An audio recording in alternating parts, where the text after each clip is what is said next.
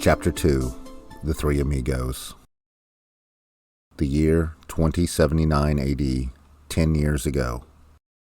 His best friend from the fleet, Cyril, purchased an old salvage ship from the fleet's decommissioned vessels, having a dream of getting it up and running and starting his own cargo charter business based out of Mars. For lack of anything better, James jumped at the chance, and they made it happen. Cyril was the engineer, and James, the pilot. The early years were some of their best, nothing compared to the freedom of making your own way in life. They fancied themselves a modern-day Butch and Sundance, only the adventure took place on backwater asteroids instead of dusty old western outposts. They weren't getting rich, but they wouldn't have traded it for the world. Run after run, it seemed like the good times would never end. Cyril and James were the perfect complement to each other back then. They would go everywhere together, and Cyril didn't mind that Mariah usually tagged along. She had been a mainstay since their final year in the fleet, essentially making them a trio. Mariah was Cyril's friend from a previous duty station, so when they ended up stationed together, the rest was inevitable. James and Mariah hit it off immediately, and the trio became inseparable. Every run provided a chance to see something new or to experience some unique inner escape. Their time together in the fleet led to their smooth manner of working together, anticipating the other's moves, leading to a well-oiled business operation.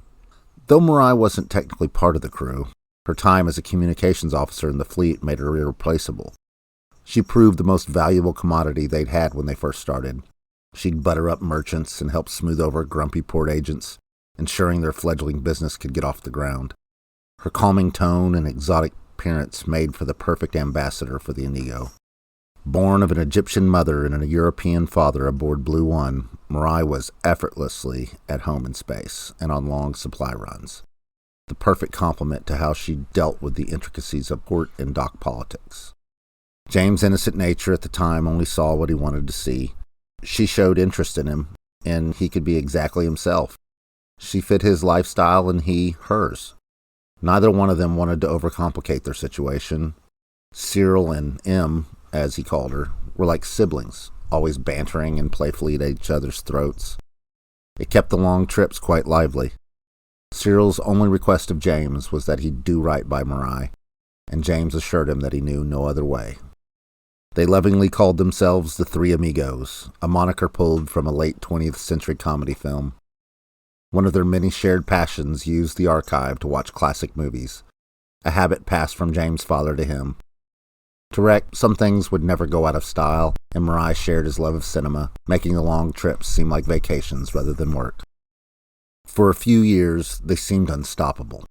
They established themselves as the go-to shipper for most medium to small-sized rock colonies, and business boomed, in part thanks to the authority whipping the more uncivilized colonies into order. Cyril made enough money to get the Inigo into shape, and even bought an apartment-styled home on Mars. James continued to stay with his mother when back home. He loved the travel too much to set down any real roots. And Mariah didn't seem to mind in the slightest. Life was good, but when it's good, you take things for granted. His father's words stuck with him. Good times make soft men, and soft men make hard times. A standard delivery to a well-established rock brought them to the middle orbits, as normal of a delivery as any other. They finished offloading and resupplied, and all that remained was to board and push off. Mariah had been with Cyril, off working the angle that she does, hoping to secure another contract. She had a knack for finding more cargo to ship while in port, effectively making each trip more profitable. For the most part, James and Cyril let her do her thing. On this stop, Mariah and Cyril returned to the port to James with news of a potential load. All seemed normal, but she seemed hesitant, and Cyril did as well. A merchant approached us in the market, James. Mariah acted eerily cautious to him. So what's the problem? Let's get it loaded up and get underway. James didn't flinch. Business was business. Cyril looked a bit irritated. I'm not so sure about this one, James. It's not the shipment I'm worried about. It's the destination. So where's it going? James followed, but didn't believe it could be that bad. Rock 130, Mariah interjected. The name was infamous at the time for its rough-and-tumble nature. It's still registered as an official authority colony, but recent rebel activity on the rock caused many shippers to pass on making the trip. I'm sure the authority has showed up there by now. More than likely, there's nothing to worry about. We don't even have to leave the port. James paced as he made his case. Is it really worth the risk, James? It's not a huge haul, and taking a chance just seems ill-advised at best, Cyril said. The merchant said that countless resupply shipments had been canceled in recent months, and if it was causing critical shortages of medical supplies, food provisions, and a host of other necessities. Marai's words hinted at her empathetic nature, giving James hope. Cyril jumped in again. I don't like it one bit. It's practically a war zone at this point. There's no way I'm risking my ship unnecessarily. Well, risk be damned. I'm in. James cast his vote, holding Cyril's stare. I'm out. There's too much to lose, Cyril added. That only leaves you, Em. You're the swing vote, James addressed her, adding a little charm to his tone. I don't know. She pushed her hands at her cheeks. I don't like being the one to decide. It's my ship.